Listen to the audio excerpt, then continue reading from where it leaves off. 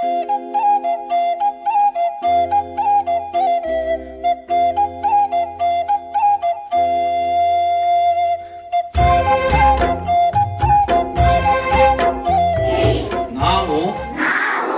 ಈ ಗ್ರಾಮ ಅಥವಾ ಶಹರದ ಮೇಡಮ ಅಂತಂದು ಹೇಳ್ತಾರ.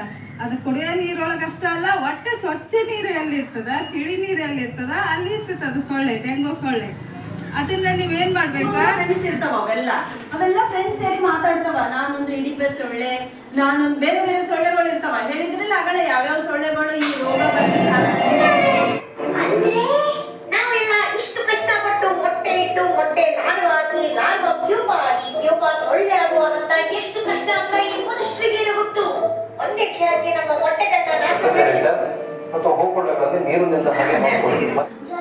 ಏನಪ್ಪ ನಿನ್ನ ಹೆಸರು? ಮಹಾಂತೇಶ್.